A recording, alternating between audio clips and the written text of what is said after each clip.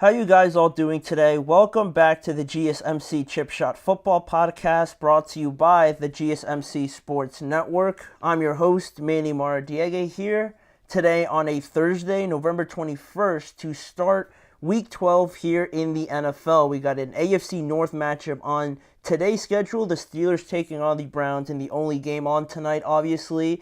Two teams going in very different directions, but it doesn't take away the importance of this game and just how close it actually is going to be. So we're going to break that down for you guys. Also, it's Thursday, so we're going to get into the game picks for Week 12, Part 1 today, and then Part 1 tomorrow, finishing off the week. And some more topics. What Michael Parsons lately said about the Dallas Cowboys is sure gonna bring a lot of attention to what he said, and also we're looking at the matchup a little bit ahead of time between the Chargers and the Baltimore Ravens, among the many things we're going to talk about on today's show. So make sure to stick around. But before we do get started on the preview to Thursday Night Football, I'd like to remind you guys, if you have any questions, comments, or any opinions you'd like to share, please don't hesitate to do so. Your input and interaction is always a big part of what makes this show great and what keeps the show, feeling,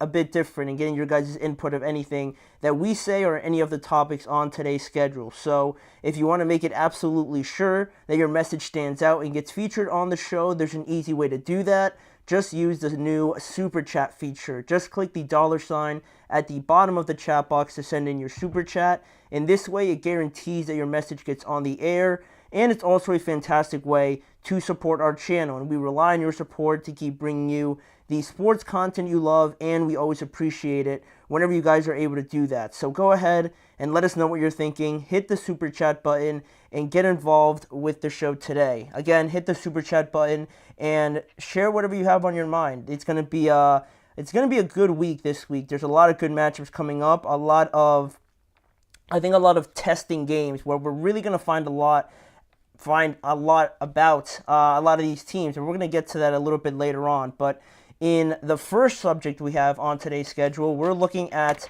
the AFC North matchup that we have between the Steelers and the Cleveland Browns. Everyone's calling it a trap game. Everyone's thinking that this is the perfect opportunity, right, for the Browns to host the Steelers on Thursday Night Football and play spoiler, basically, right? Because looking at the records, looking at, just how both teams have played, there's really no business why the Browns should be in this game. But I'm here to tell you that it hasn't always gone great for the Steelers on Thursday Night Football, especially on the road so far, especially on a short week as well. For both of these two teams, they play once again tonight, and we get another AFC North battle after the Steelers lastly defeated the Baltimore Ravens, bring their record to 8-2, and the Browns enter this game. They host the Steelers tonight after their latest loss to the New Orleans Saints that dropped their record to the opposite of what Pittsburgh is at 2-8. Both of these teams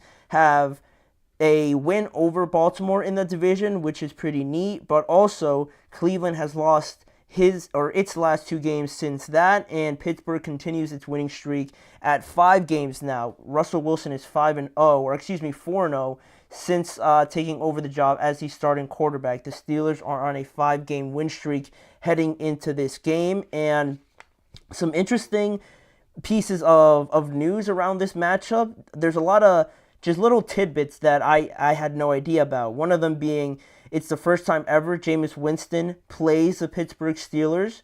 And also, not only that, it's the first time Jameis Winston plays in below 40-degree weather, oddly enough. Talk about weird and just true facts, right? Winston's never played in a game under 40 degrees, right? Going back to his time at Florida State with the Buccaneers and everything like that. You would imagine that at some point he would have found a cold environment, right? But that's not the case. Tonight's going to be his first time doing that.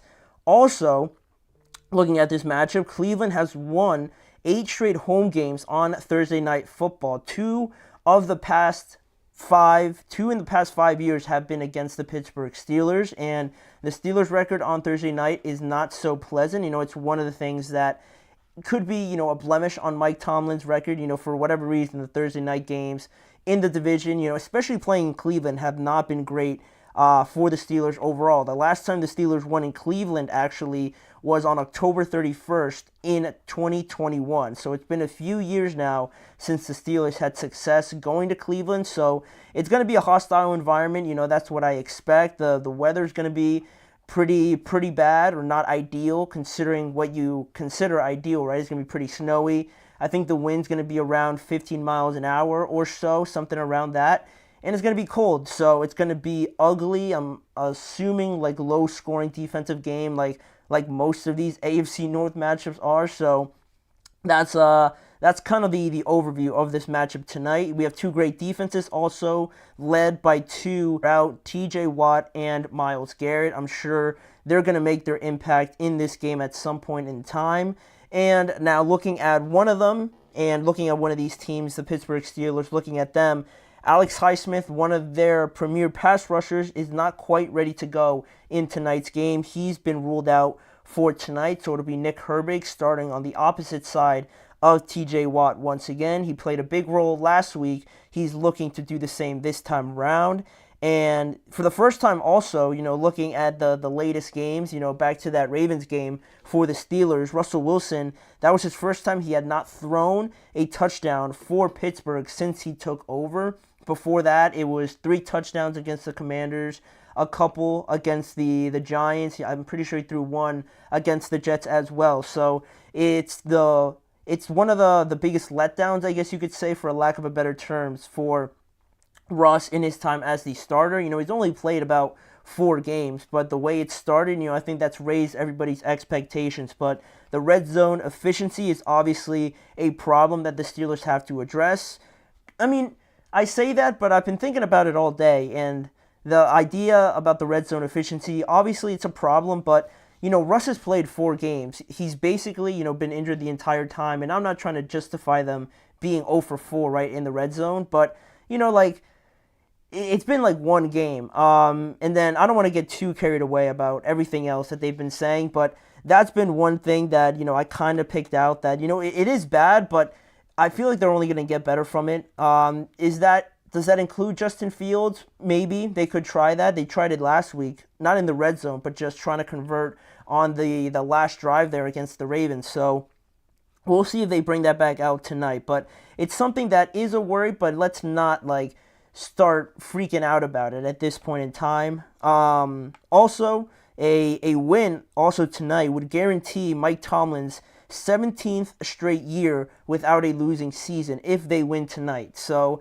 it's also pretty interesting too, because the Steelers, I believe at the beginning of the season, were set at about 8.5 wins, and they could also break that tonight if anybody out there happened to bet on them or anything like that. That's also something they could accomplish tonight. And looking at the other side of things, the Cleveland Browns, they traded away Zadarius Smith, so that defense definitely lost a big, impact player for that side of the ball. And on that note, even with Zadarius Smith there, I feel like this defense hasn't been usually this year where I would have expected them to. Last year, just as a comparison, I felt like they were a lot more dominant, or I heard their name pop up a lot more. And this year, they're allowing 25 points per game and 132 rushing yards per game as well. So it's not really screaming out that they're as dominant, but they definitely have a lot of impact players, right? I don't want to discredit them, too much, right? With Denzel Ward, Myles Garrett, obviously, and those guys. Greg Newsome is a great player. Grant Delpit as well. They're all very good players, so it's still going to be tough, but I feel like they've kind of dropped down a step or two. But on the offensive side of the ball, something to point out, and this will lead me into the matchups, is that their offensive tackle, Jedrick Wills, is not going to be able to play tonight. Their backup tackle, DeJuan Jones, has been ruled out for the season, so it's going to be a third-string tackle on that side to either face Nick Herbig, or unless they do some other things to flip around the line, it's probably going to be a third string against Nick Herbig. So watch out for that matchup, obviously. And Mike Hall, their defensive tackle, and Jeremiah Owusu-Koramoah are still on the injured reserve. So, like I said, it leads me into the matchups, and one of them is going to be Nick Herbig going up against that backup offensive tackle, right? TJ Watt's going to get chipped. A lot of the attention is going to go to him, as well as, Cam Hayward and things like that. Can Nick Herbig create as big of an impact getting to the quarterback this time instead of, getting to Derrick Henry and forcing a fumble, right? Blowing up the two-point conversion. All great things, but I feel like in this game, they're going to have to definitely get to Jameis Winston to swing the game their way on the defensive side of the ball. So they're definitely going to be looking at that side to try and gain an advantage there. Also, likewise on the other side of things, Myles Garrett going up against Dan Moore. They've seen each other a bunch of times. Myles Garrett has had his success. Dan Moore, surprisingly, has played pretty well, considering that is Myles Garrett on the other side. They're not always going to double team him. They're not always going to chip him. They're going to do it as much as they can, but a lot of the times it's going to be one-on-one. So how often can not only Dan Moore block Myles Garrett, but how quickly can Russ get it out of his hands? Because it's not like he's just going to take off and run. So that's going to be huge as well. And then another matchup I'm interested in is going to be Denzel Ward against George Pickens. So there is a bit of a height difference there. So there's that. But Denzel Ward, is a very good player. He's a very good corner. I think he was voted number 2 or number 1 this year for that ESPN, poll that we did and talked about, I think, over the offseason. He was very highly rated, and he's not really mentioned too much, but that's not necessarily a bad thing, right? It just means no one's really throwing to him. So that matchup is going to be huge if Denzel follows him or if he, kind of passes him off to Greg Newsome. Will be interesting to follow. But overall, with all these bad vibes going to Pittsburgh on how it's a trap game, they don't really perform well on Thursday Night Football. I think I'm going to lean on the side that the Steelers are just have enough. And it sounds crazy, like they're not that much better than the Browns, but you never know in these divisional games. But also, I feel like that weather and Jameis Winston, it's not really a good combination. And I've heard a lot of people, more than I expected, talk about Jameis's small hands for how random it sounds, right? You think cold weather, holding on to the ball and everything like that. I feel like that's going to be a little wrinkle in this game where everybody might not know about that, and it could make a big impact. So, and Jameis Winston's not very shy about, thinking about turning the ball over or anything like that. He really doesn't care about that sort of thing. So he's going to be slinging it all over the field, I imagine, even through the bad weather. So I think that's going to be a big point once we look back at this game. If he's able to limit the turnovers and limit the the risky plays, then it could swing in the Browns' favor. But I think the Steelers should have enough. They should score. I would say I'm expecting 2 touchdowns from them today. So I'm going to say that the Steelers win today 25. They'll win 25-13, I'll say. 25-13 is my final prediction. That game is set to kick off in about an hour and a half from now, so we still have a bit to go. But in the meantime, during that time, we're going to move on to our weekly game picks. We are in week 12 of the NFL season. We're going to go through 6 games that we have in store today, and we're going to break it down, analyze them, and just give our picks as we usually do. So don't go anywhere. We'll be right back. I feel like I'm losing my mind. Is everybody in the world blind? Please, Lord, give me a sign, a sign. I feel like I'm losing my mind. Is everybody in the world blind? Please, Lord, give me a sign, a sign. I wanna be the greatest. Everybody on the fake shit. I look around and feel like everybody is the fakest. I make this every day and I'm impatient, hoping one day I blow up from the basement. Statement, the top is so vacant. I don't hear shit that I think is amazing. Waiting for my day when I'm playing sold out shows for 1,000 faces. Hey, give me that crown, get in my way and to be put down. It ain't your place, all this my town. If I want that shit, then I'll get it right now. I'm losing it, the noose it fits. I'm losing shit, a stupid myth. You choose to live or choose to dip. You choose to fight or lose your grip and lose a gift. I feel like I'm losing my mind. Is everybody in the world blind? Please, Lord, give me a sign, a sign. I feel like I'm losing my mind. Is everybody in the world blind? Welcome back to the Chip Shot Football Podcast here today on a Thursday. We're going to go through a good amount of the slate on Sunday in part one of our game picks that we usually do each and every week, predicting the outcomes of all the games this upcoming weekend. And I feel like I like telling myself that I've done a pretty good job of predicting these. There's been a couple slip-ups, definitely, but this slate of games, I don't think I had too much trouble deciding compared to other weeks. So with that said, looking at the first half of the picks that I'll do today and then part two tomorrow, the first one that you see in the top left-hand corner is one that I'm really looking forward to, one of a handful of games that I'm really looking forward to in this week of games between the 49ers and the Green Bay Packers. Is the first one that we have to discuss because this is a rematch of last year's divisional game, and the 49ers obviously came away from that. They went to the NFC Championship game, but it wasn't without any scares or any doubts or really any moments where you thought, I truly thought that the Packers were going to win that game. But ultimately, it came down to the 49ers getting a turnover on Jordan Love, and that ultimately sent the Packers home. And like I said, the 49ers hosted the NFC Championship game against the Lions. So now we got a rematch of these two teams, this time in Lambeau Field. Green Bay currently holds the 6th seed in the NFC playoffs with a 7-3 record, trying to get revenge on the 49ers this time around. And for me, for the 49ers, I think it's a must-win game. I've been saying it over the last couple days that I know they're sitting at 5-5, and that's not like technically awful, right? But I think for what the expectations were for the 49ers, they're currently sitting in 10th place right now in the NFC. So they're last place in the NFC West also. So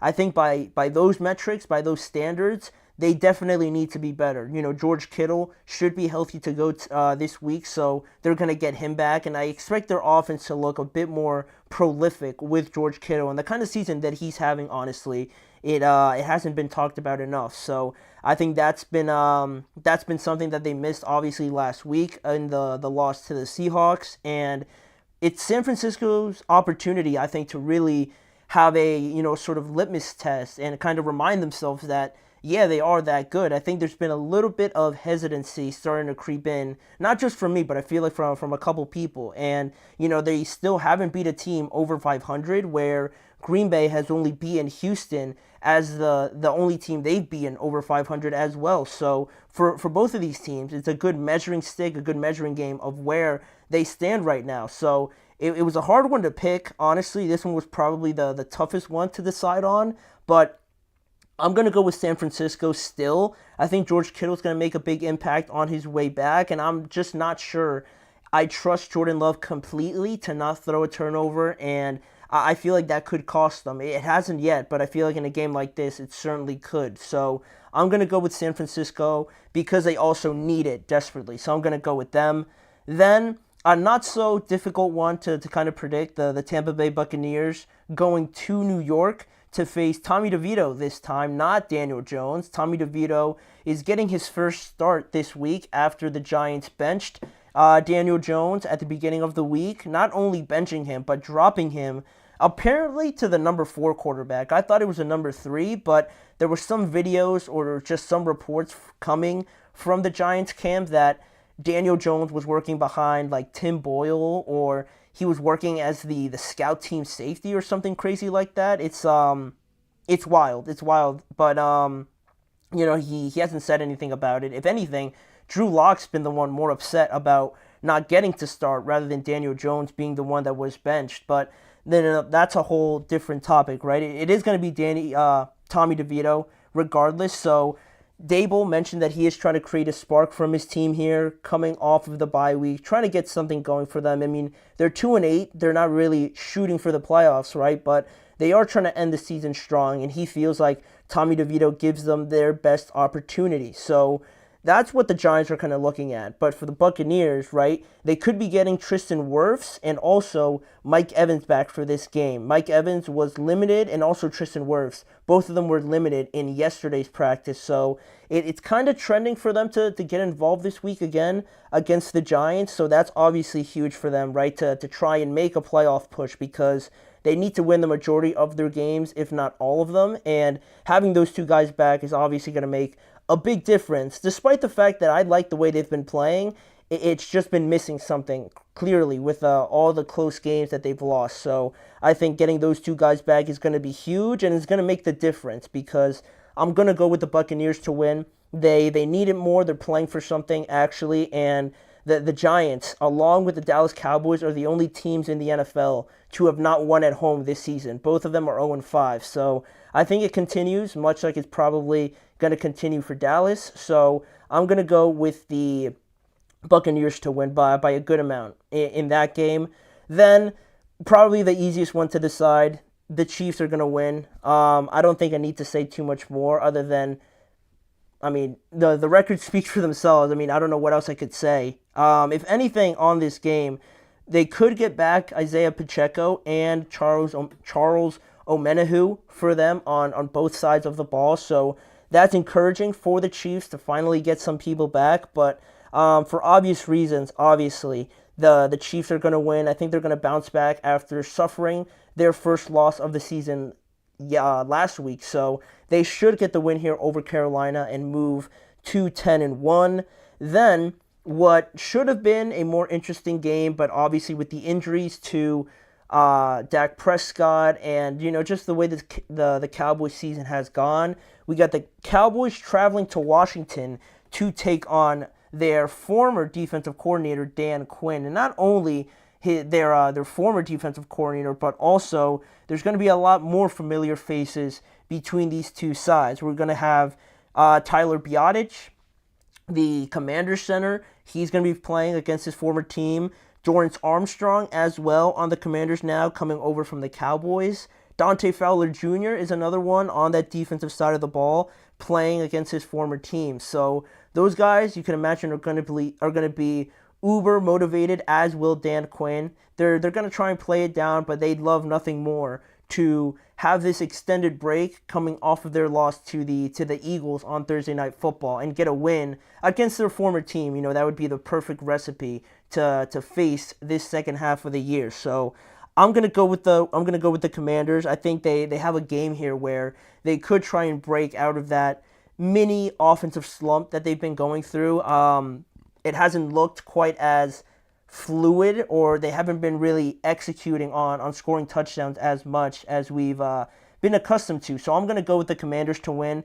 I think, maybe the Cowboys will make it a bit of a fight early on, but I feel like it's going to go usually the same as it always does, right? The Cowboys will make it close, but then also I feel like they're gonna separate themselves a little bit as we go along through the game. So I'm gonna go with the Commanders. They should win and keep a good stronghold on their wild card spot there, moving to 8-4.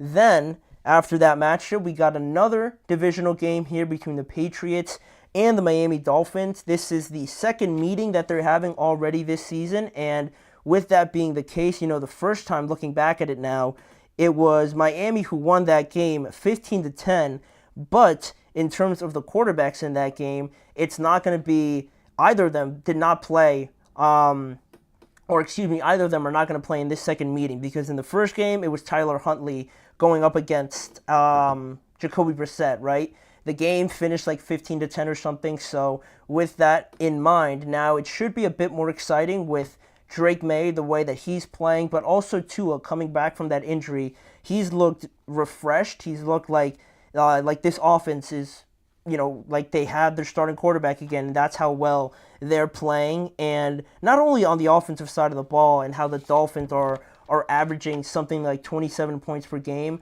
with Tua's return, but that defense has really impressed me. Anthony Weaver, their new defensive coordinator this year, has been doing a great job with them, shutting teams down. They were in a close game with the Bills. They couldn't get that one over the line, but it was only a 3-point deficit. And against the Rams, I was very, very much impressed with them and how they got to Matthew Stafford and with the combination of the Patriots not really having too many guys that can create, separation very consistently, I'm still going to go with the Dolphins. Drake May's playing great, but he can't do it all himself, right? Obviously, as a rookie. And, Miami's right in that playoff race with the Colts, right? They're only one game back of the Broncos, so it's going to be pivotal for them to try and win this game and keep pace with the Colts, potentially. I don't want to give too much away, but in case they lose to the Lions, right? This could be a big win for them. So I'm going to go with the Dolphins here as well. And lastly, we're going to have the Titans and the Houston Texans, another divisional game that we have here in Week 12. And we got two quarterbacks who were drafted last year playing each other for the first time. I don't really count last year's because it was still Ryan Tannehill technically starting, and I'm pretty sure Will Levis only came in towards the end. So this is officially the first time both Will Levis and C.J. Stroud are playing against each other in their short NFL careers so far, both of them only in their second year. But, looking at both of them and how things have transpired from year one to year two, obviously things have been different for both of them, very different situations that they find themselves in right now. But regardless of that, I think Tennessee, and especially Will Levis, have been looking better. I think that's a positive that you can take away from it. But I think just in this game, the Texans are at just a different level of development or where they want to be in terms of the playoffs and, building on a good, project that they want to keep building on. So, with the return of Nico, I expect him to be better, look better in his second game back from injury. Also, Tennessee has struggled with the run game, especially their own run game last week against the Vikings. And Houston, I think their defense will impact this game, much like the Vikings defense did last week against the Titans. They kind of struggled. So I'm going to go with Houston, obviously. I think their defense is going to get a couple turnovers and make life hard for Will Levis in this game. So Houston wins, the Dolphins win, the Commanders win, the Chiefs win, the Bucks win, and who did I pick? The 49ers win. I think we got all the away teams winning on the left side and all the home teams winning on the right side, funny enough. So those are my picks only for the first half. We're going to bring the second half to you guys in tomorrow's show, so make sure to tune in for part 2. But for right now, we're going to go to our next break, and when we return, talking about these games and these matchups, we're going to look ahead a little bit to Monday Night Football and not really break it down like a preview, but looking at the significance of this game between the Chargers and the Baltimore Ravens and what a win could mean for the Los Angeles Chargers and likewise what a loss would mean for the Baltimore Ravens. So that is coming up. You're listening to the GSMC Chip Shot Football Podcast. Looking for your daily fix of sports talk without having to pay for it? GSMC Sports Network is available on YouTube. Just search GSMC Sports Network. Get your fix of daily sports talk shows on YouTube, absolutely free. NFL, college football, NBA, MLB, MMA, UFC, fantasy football, and so much more.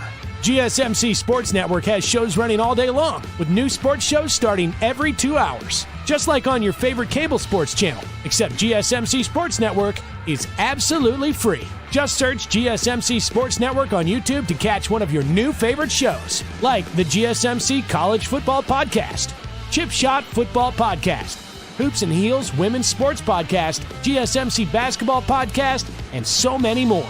Check it out for yourself. GSMC Sports Network, now available on YouTube absolutely free. Search GSMC Sports Network on YouTube right now.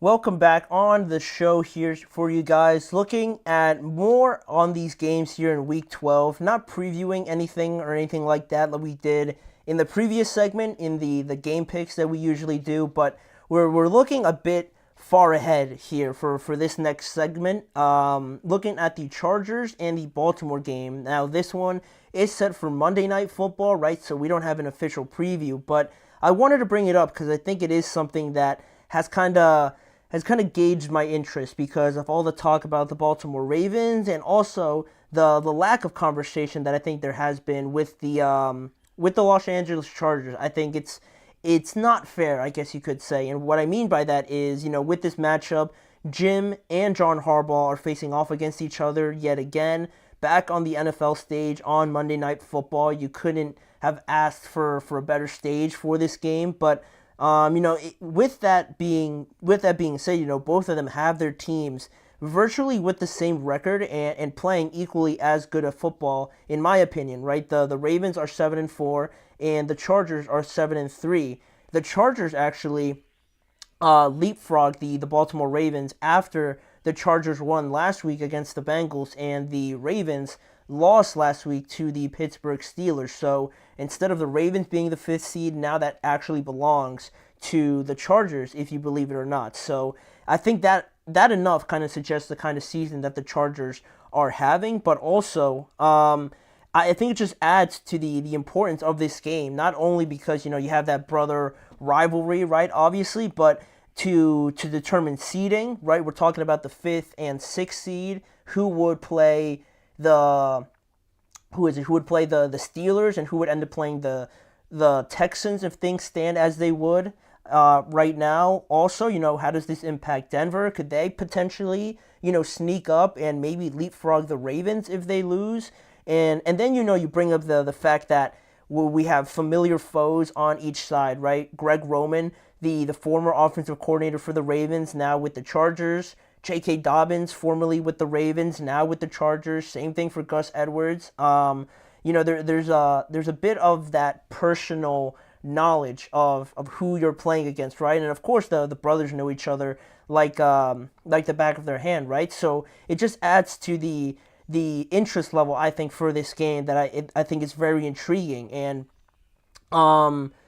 it's also, the fact that people still have Baltimore as a top 3 team in the AFC, while Los Angeles, for the most part, is looked upon as, I think, in the national media, the major conversations right now. I think the Chargers are looked upon as like this nice story about Jim and taking in his former team, coaching his former team, coming back into the NFL, and how it's all nice and like good for them, right? They're having a nice season. I feel like they're not really taken seriously, and for that to be the case right now, it feels like they're overachieving, where people don't really have them in that tier with the Chiefs, obviously, the Bills, or the Ravens even, or even the Steelers, right? I feel like there's a bit of a gap there still, despite the record not being far off from 3 out of those 4 teams, right? And it doesn't really sit too well with me. I feel like the Chargers and what Jim Harbaugh's doing and has been doing, I think deserves a bit more credit. And the result of this game could affect that and people's perception of not only the Chargers, right, bringing more attention to them, but also the Baltimore Ravens, right? Starting off with the Chargers, though, first of all, right now, I think the Chargers, how they're built and what the MO is on them is that, right, they're a tough, gritty team based on defense, based on winning at the line of scrimmage, offensive line and defensive line likewise. Running the ball is huge for them, and also limiting turnovers. Justin Herbert only has 1 interception this entire year, which is nuts. And also, we talked about defense and winning at the line of scrimmage. Their defense overall is first in points allowed, only allowing like 2 touchdowns, 14.5 points per game to the players that they have, right? Because they've had talented players. They've had Derwin James now for a while. They've had Joey Bosa for a while. They've had Khalil Mack for, I believe, his 2nd or 3rd year now with the Chargers as well. And even with that, even having those good players, the defense hasn't really looked like definitely not where they are right now, number 1 in points allowed per game. But I think to their own credit, having the talent, but also to the immense credit of Jesse Minter. If you guys don't know, that's their new defensive coordinator, right? Coming over with Jim Harbaugh from Michigan. Those 2 guys came over to Los Angeles, and Jesse Minter is doing a great job with that group as well. And looking at how they've played, how they've fared, some people will say that they've benefited off of a pretty easy schedule. And it's hard to argue with that, honestly, but we've seen a lot of teams drop some gimme games, right? So I do agree that their schedule definitely hasn't been the hardest, but it hasn't been like a cakewalk either, right? Certainly. And, their best win came last week against the Cincinnati Bengals, where we talked about it a little bit and how it was going to be a huge test for this Chargers defense to kind of see where they were, but also with the offensive side of the ball, right? How they would fare with, Justin Herbert, obviously a great quarterback, right? You can compare him to Joe Burrow a little bit, right? In that regard, but also the offense, right? You don't have a Jamar Chase, you don't have a T. Higgins, right, on that side for the Chargers. And it was going to be a big test for them to see if they could put up points and essentially keep up with them, which they did. So I thought they aced that test last week, and their defense and offense, both of them, I thought played very well. But I think even despite all of that, quite fairly, I would admit, they're still missing, that real, like catalyst, kind of game where they prove a lot of people wrong, and they're missing a game where you look back on and look and say, they beat this team, right? They're still missing that. And I think the Bengals game could have been that, but the way they're going, you could still make an argument that the Bengals aren't really there. But this game now against the Ravens is the optimal opportunity for them to get that game under their belt. So that's kind of like what they're bringing to the table, right? To try and defeat the Baltimore Ravens as well. And on the Ravens side of things, right, we kind of know their MO. It's been talked about a lot this season. An insane offense, right? A juggernaut of an offense with Derrick Henry, Lamar. Rashad Bateman's been playing better. Zay Flowers has been playing very well. Mark Andrews started very slow, but he started to pick it up, and he looks like his old self. Isaiah Likely's contributing as well. I'm sure they'd like to get Keaton Mitchell. I'm sure they'd like to get him more involved as well. He was a big success for them last year. But, we know what their offense is. They're one of the highest scoring ones in the NFL. They have a top run defense. On top of that, a great coach, obviously, right? We don't have to mention John Harbaugh too much, but their passing defense has been very poor. Their passing defense has been quite awful, if I'm being honest, and they've had good wins too, right? It's not like you can make the argument with the Chargers, right, where like they play the Raiders, they've played the Broncos. Those are decent wins, right? I'm pretty sure they played the Panthers as well, but the Ravens have wins against the Bengals in 2 great games. The Commanders, they're considered a good team. They beat the brakes off of the Bills, right? And the Bills are the number 2 seed right now. So it's they definitely have more to their credentials, I would say. And after last year too, right? The number 1 seed, right? They have more credentials, more to kind of base their legitimacy off of, right? I think that's where everyone's coming from with the Baltimore Ravens. But now we bring up the possibility of the idea that the Chargers maybe could win this game, and what happens if they do, right? How significant is a win for them if they host the Baltimore Ravens and they somehow defeat this juggernaut offense and put up more points again? And Jim Harbaugh, I don't think he's beaten his brother in the NFL yet. I could be wrong, but from what I've seen, I don't think he's beaten him yet. So that goes on its own. But if the Chargers as a team get a win over the Baltimore Ravens, to me, I would put them up there with the Pittsburgh Steelers at least, but also I think it would close the gap certainly, or even the playing field, quite honestly, with the Baltimore Ravens. And that's probably not what people want to hear, but I feel like that's the significance that we're talking about. I think if the Chargers actually beat the Ravens and do a good job and go in there and maybe beat them like 34 to 31 or something like that, and put up points and have a decent defensive performance, maybe get a turnover or something like that, I think you at least have to put them up there because not only of the record, but directly they just beat them. And if it's a game like that, right, and the Chargers don't mess it up for themselves, right, I think you at least have to even the playing field with the Ravens. And I think that's one thing that could happen. Also, if people still had doubts about their defense, if they go out there and play a good game against Lamar and limit Derrick Henry, easier said than done, I think it ultimately legitimizes them as a top 2 or the best defense potentially in the NFL, right? The Steelers will have something to say about that, or the Chiefs or whatnot, right? But that would be a very impressive win all in all if the Chargers are able to do that.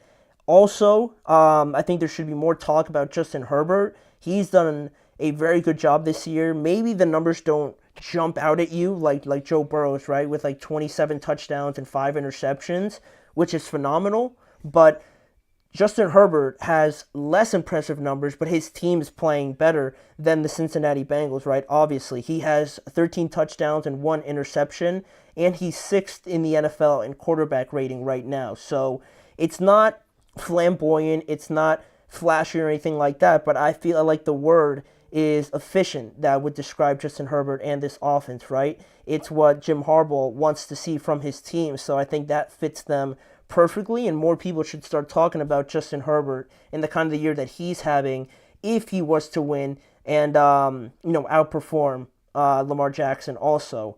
And also, kind of just like as a side note, the Steelers just defeated the Ravens with a similar sort of blueprint, right? Like a top 3, top 5 defense, a offense that's maybe not so convincing yet, but they have good pieces here and there. The Steelers and the Chargers are very similar, so maybe the Chargers can take something from that Steelers game and apply it, and in that way, I don't really think it's so impossible for the Chargers to not win this game. But then on the other side, if the Ravens were to lose this game, what would that mean for them, right? Depending on how they lose, in my opinion, I think would be significant, right? If they lose by like 10 points or something like that, and their offense drops another dud, I think that would be significant, but also just the loss, regardless, just in general, I think would be impactful all in all, right? Because when they lost to the Steelers, right, all I've been hearing is the Steelers didn't score a touchdown, the Ravens beat themselves, which is true, it's true, but I think you're discrediting what the Steelers did also. So, they lost that game, but still people didn't drop it down because the Ravens had some mistakes as well. But if they were to lose this game, I don't think you can contextualize it in, oh, this happened, or oh, they had too many penalties. I think a loss, just in general, would be significant because they would have 5 losses on the year, and that would already be more than they had last year when they were the number 1 seed, obviously, right? And it doesn't make too much sense if you bring in Derrick Henry, you were the number 1 seed last year, and then you drop to the 5th or 6th seed, right? That doesn't make sense. So that's something that would have to get talked about, obviously. But lastly here, I think it would separate them.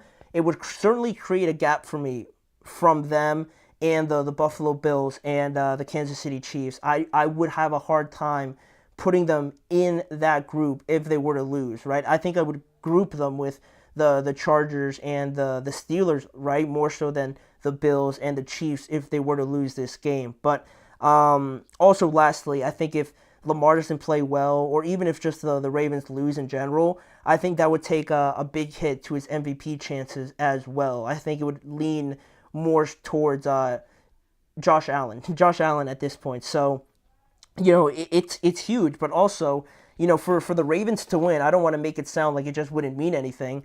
If the Ravens do win, and they do it pretty dominantly against the Chargers and the defense that's allowed the least amount of points so far through the year, I think, that's a great bounce back win to kind of prove themselves again and remind everybody, no, last week was a fluke. They could try, stop all this talk about them, about using Derrick Henry, not using Derrick Henry, right? If they go out and win dominantly, they have an opportunity to kind of shut a lot of people up, including myself probably. So that's kind of what's at stake here for the Chargers and the Baltimore Ravens. It's a big game that we have to look forward to on Monday night, but we're going to talk about that more once that gets closer. But for right now, we have a couple more segments to get to, one of them being Micah Parsons. He said something again where he overspoke, I believe. He said too much like he did last time, so it was definitely interesting, so I wanted to bring it up on today's show and kind of break it down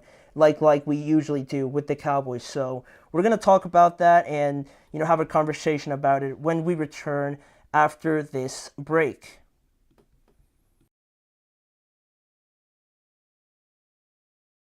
For the best and latest podcasts available anywhere, go to the podcast app on your cell phone and type in GSMC. to access free content-rich podcasts on health and wellness, book reviews, sports, entertainment, relationships, social media, movies, technology, finance, and even weird news. Subscribe and download the GSMC Podcast Network's family of shows, available everywhere podcasts are found.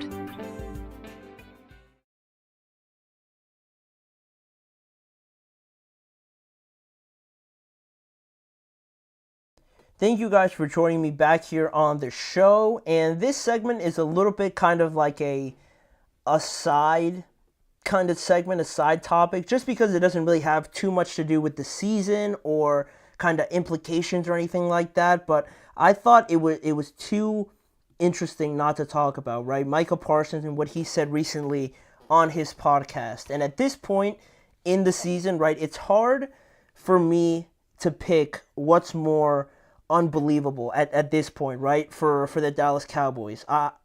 Is it how bad they're actually playing on the field that's so unbelievable, or is it more unbelievable what any of them say after each one of these games, right? What, like Jerry Jones, either Micah, Dak Prescott saying that they stink after a game or something like that. I'm always like fascinated by like who's gonna say something and just how like ridiculous it kind of sounds. I don't know if I believe that more or less than how bad they're actually playing, because I thought they were gonna drop off, but I didn't think it was gonna be anything like this. So I mean, when any of them talk, it happens so much that I feel like I can't take it serious anymore. And you know, the latest example comes from Micah Parsons, as you see on your screen, right? After their loss to the Houston Texans and another embarrassing home loss, right? You had the stadium crumbling on itself, metaphorically, but also kind of literally.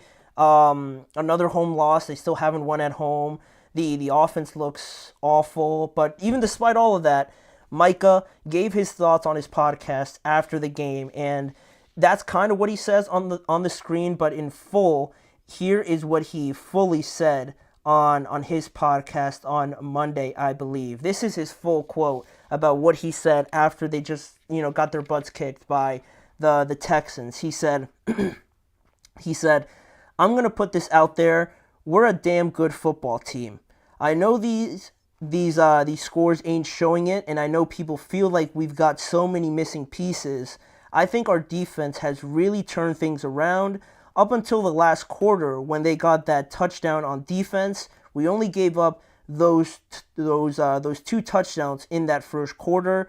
Other than that, we gave up 6 points in the other two quarters. And again, I mean, the first thing he said was, I'm going to put this out there. We're a damn good football team. Like it's, I can't take it seriously. I can't take that, what he's saying, seriously. From that point on, everything that he says is just like, it's kind of like, not like it's just a joke. It's not serious. He can't be serious, right? Because for him to say something like that, firstly, is wrong. They're not a good football team. He should have said anything like, I think the defense is improving. Like what he said afterwards, he said, I think our defense has really turned things around up until the last quarter when they got that touchdown on defense.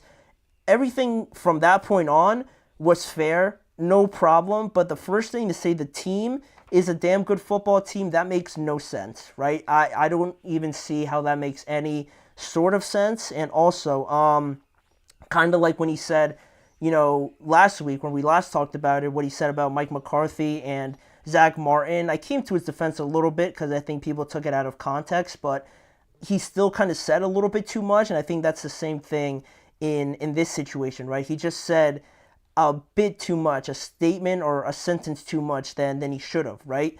So that's one thing. And he's clearly, reaching, right? To say that they're a good football team makes no sense, right? And also, I think usually when, in any sort of, aspect of life or competition or really anything, when you start counting these sort of moral victories, like when you say, oh, we're a good team, or like we're doing this despite this and that, or anything other than actually winning, right? You can say, oh, we lost, but we're still doing this, or we did pretty good in this quarter, or we only allowed like 2 touchdowns here or there. You're talking about everything other than winning. I can't take you seriously. And at that point, if you're not considering, winning and losing as the most important things, then the statement kind of loses some of its validity to me. So that's another thing, right? I can't take it serious when, as the Dallas Cowboys, we're counting moral victories now. Like, I know the season's been bad, but to say that you're a good football team and then, kind of try and get wins here or there, other than actually winning the game and how poorly they played as a team, it doesn't make too much sense to me. And, I know that they're playing bad, and it's fine, to kind of acknowledge that you're having a great season, and you acknowledge the growth that you've shown from where you were when you got your butts kicked against the Saints and how bad that was, to go to now and maybe see some improvement. You could say that, but you can't say in the same sentence, right, that you're a good team, especially also because all he talked about was the defense, right? He didn't say that the defense, like, he didn't say we have a damn good defense. He said we had a damn good football team. You can't say you have a good team and not mention the offense. And you know why he didn't mention the offense? Because they only put up 10 points. You can't say again that they're a good football team. And a lot of people, kind of freaked out about what he said and just like kind of took it pretty lightheartedly, kind of like, or not like they did the comment about Mike McCarthy. But I thought that was like the first thing that jumped out at me. And, Dallas ultimately and fairly, I think they have good players, they have talented players, but don't come out on your podcast and after, losing another game, still not winning a single game at home, you're 3-7, you only put up 10 points, and you're still saying you're a good team.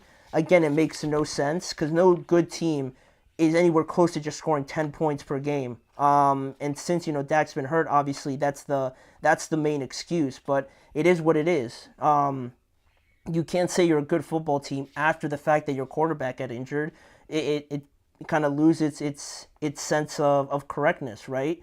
So ultimately, when I saw this, I didn't like freak out about it or anything. I'm just like kind of stating what I thought about it, but he's just trolling. I can appreciate it, right? Because it is kind of funny.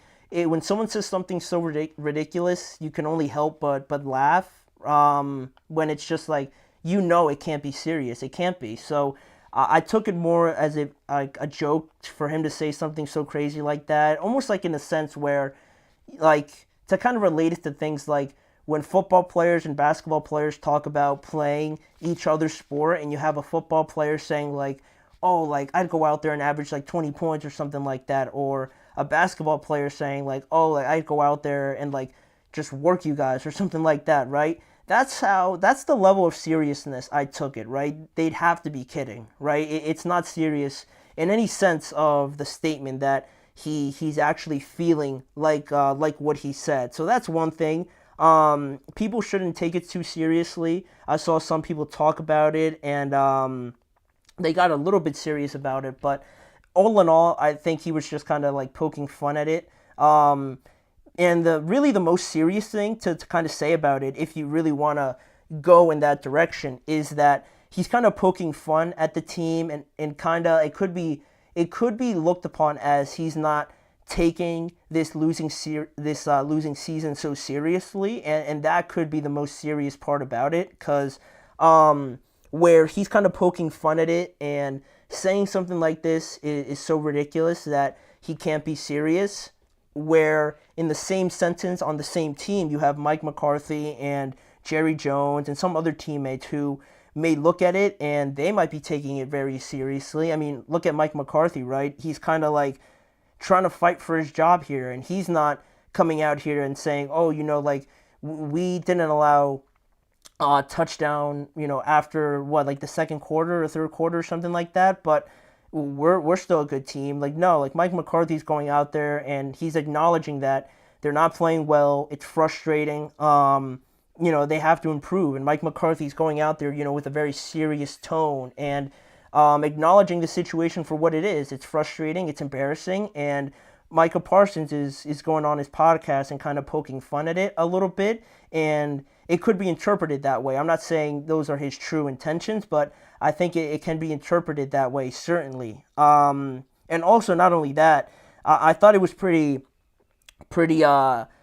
unexpected that their special teams coordinator, John Fassel, he kind of went up there in the post game and he kind of started getting emotional about one of his special teams players, getting hurt, and how seriously and personal he was taking it in a season where they're 3-7 right now. They're not really pushing for the playoffs or anything like that, but you can tell he really cares about his players, the aspect of it, and just seeing them go out there and perform and try their best and trying to win games, how it really affected him. So, not to say that Micah doesn't really care about it or that he's, oblivious to the fact that obviously he wants to go out there and win. It's not like he's just like clowning his own team about it, but the comment, if he's actually being serious, that comment is so ignorant and just so naive, and just that you have to believe that he's kind of poking fun at it. That's how I took it, because if he's anywhere near serious, then he really has like no idea about this team or like where all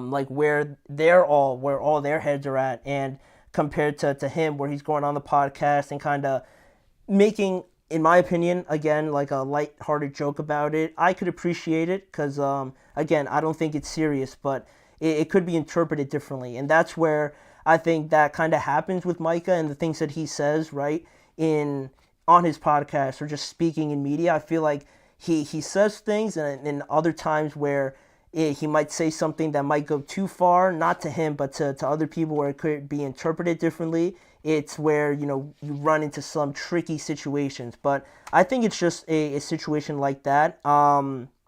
It does come off as a little bit of a lack of awareness, because, like, he knows, like, he's not going to lose his job or anything like that. He knows he's going to be there. The Cowboys want him to be there, right? Not like Mike McCarthy, where he's probably going to lose his job after this, and he's not making comments like this or kind of poking fun at it. So, again, it doesn't send a good message in that aspect, right? Where the head coach is literally battling for the team and trying to get them to wins, and Micah's kind of making comments like this. It also doesn't send a good message, in my opinion, about, like, being a leader and being aware about the situation, right? Being, what, I can't think of the word, but really just a lack of awareness. But overall, I mean, I don't think Micah meant anything too harmful about it. I just think it was a joke, right? Because there's no way he was serious, and it was kind of funny to kind of say something like that, but I feel like some people took it very seriously in the way that I sort of explained it there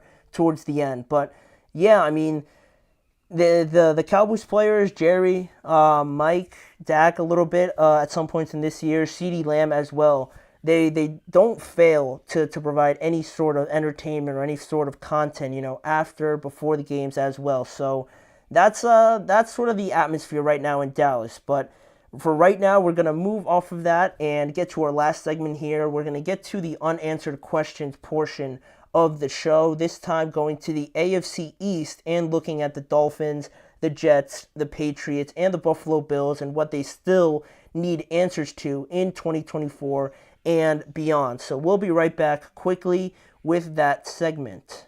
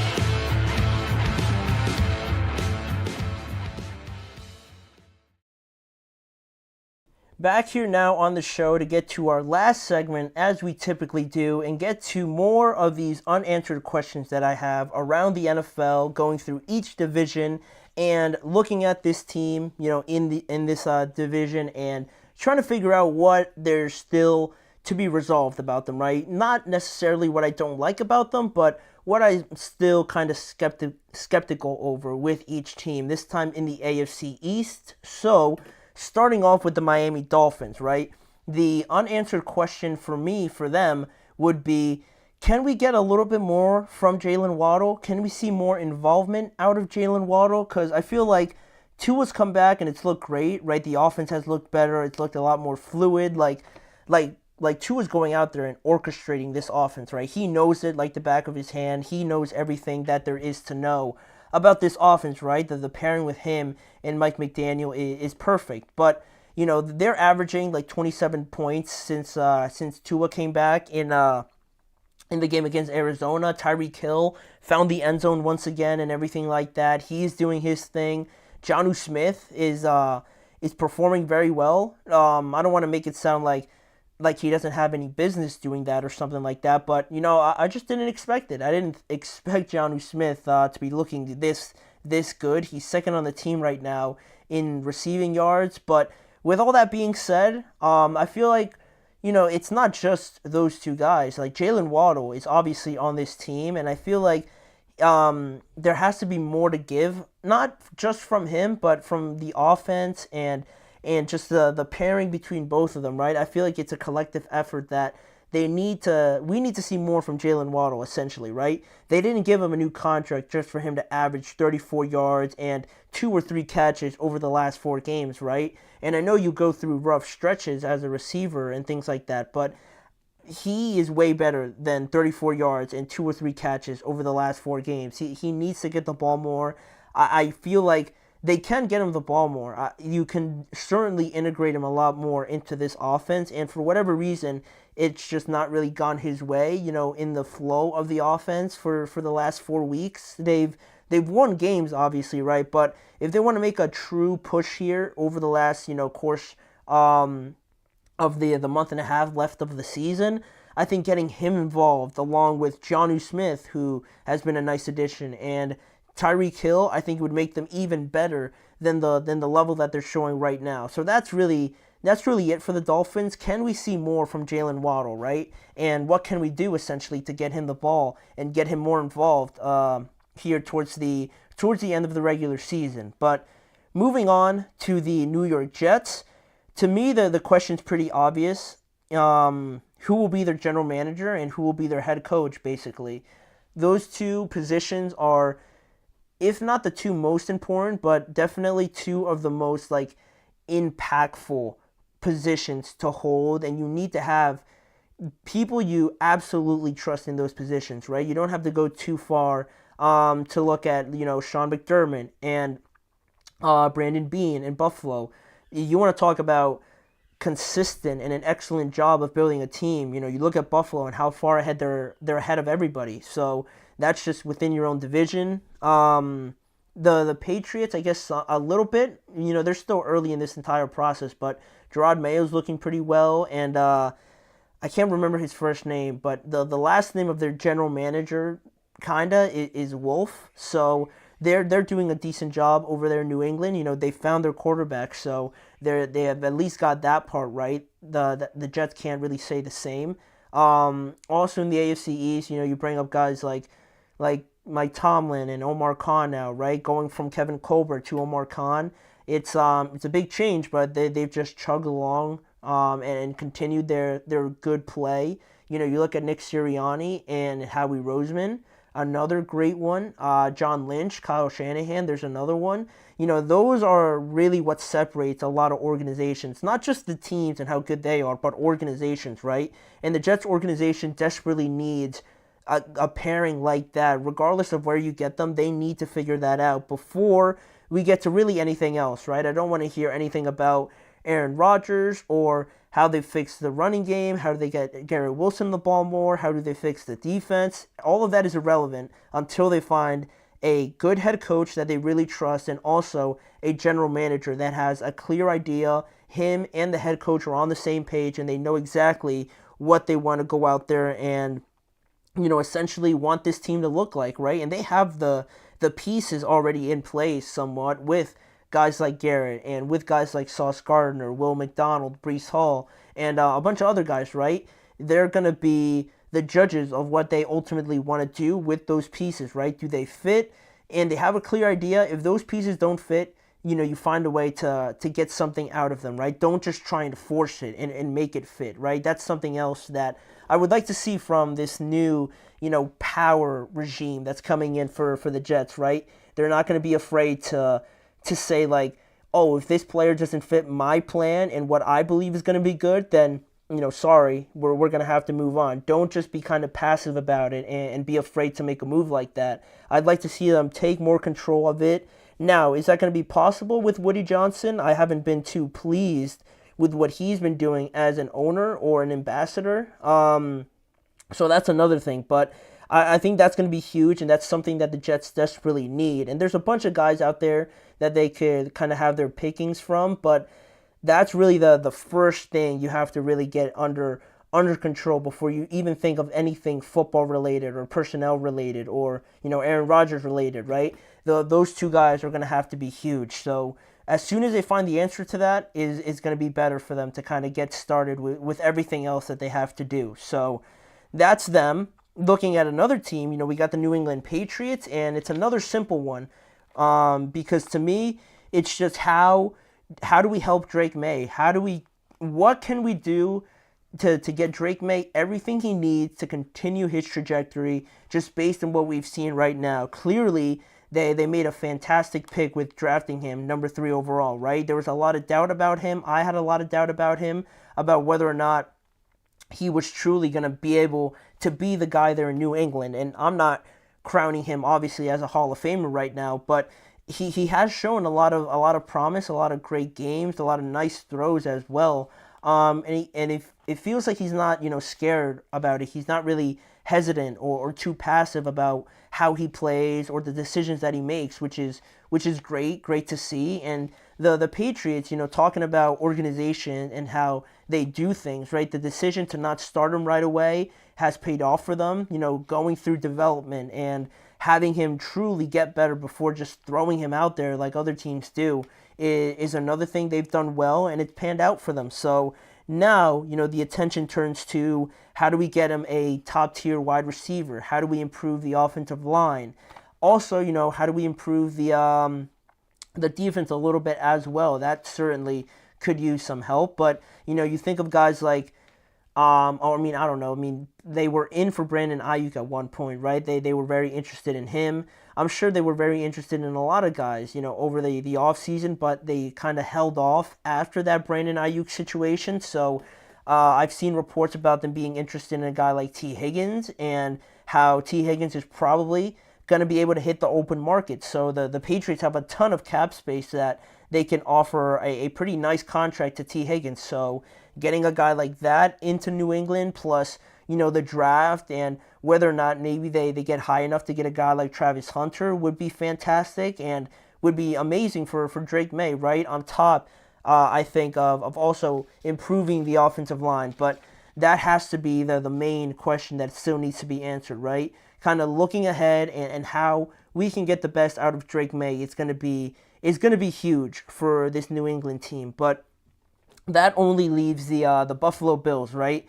And really the question that I have is not really anything to do with the regular season. I've seen enough in the regular season. Now to me, the main unanswered question is what is going to be, the catalyst, or what's going to be that deciding factor that carries you deep into the playoffs, right? Not just the second round, not just until you face Patrick Mahomes.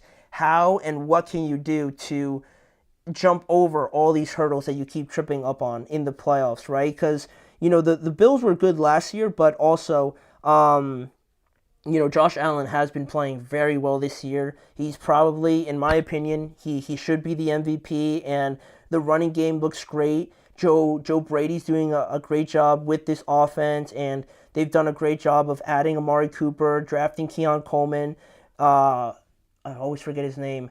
Khalil Shakir is playing well. Dalton Kincaid. You have a lot of weapons for Josh Allen, and I think the projection wasn't really there for this offense in the offseason where Stephon Diggs left, and there was a lot of questions about them and how they would operate without Stephon Diggs, but they've hit it out of the park. So I've seen enough in the regular season.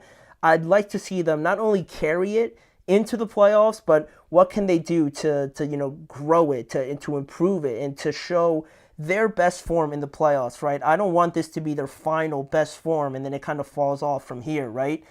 They need to carry it into the playoffs, and how can they improve and really, find things that make the difference in those big moments in the playoffs. And trying to get the number 1 seed would be great for them, but if not, just finding ways to improve from previous playoff performances, right? Because this Bills team, I think, definitely proved me wrong, because I didn't think they were going to be looking like this at all. But it's about the postseason now, right? They've been good enough over the regular season for the last couple years. I'm finally ready to just see what they do differently in the playoffs. What have they learned essentially from their past playoff mistakes to carry into this playoff and maybe get to the Super Bowl or just get to the AFC Championship and not have one disappointing moment that leaves them in heartbreak again. So that's what I'm still wondering about the Bills. What can they kind of surprise me with to see that, oh, this team is different this year in the playoffs, right? I'm still obviously waiting to see that. But that is all the teams in the AFC East, and that is all we have for you guys on today's show. I want to thank you guys for joining me. Please remember to like, follow, and subscribe to the show, as well as following the network on all forms of social media.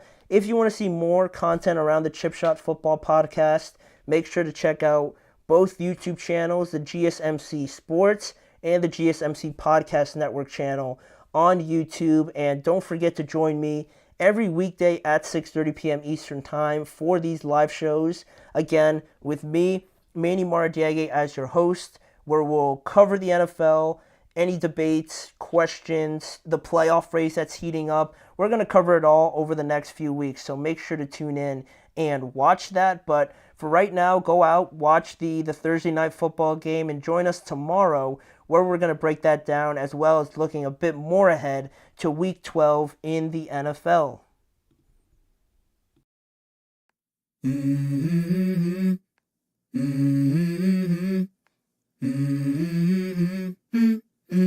Let's go.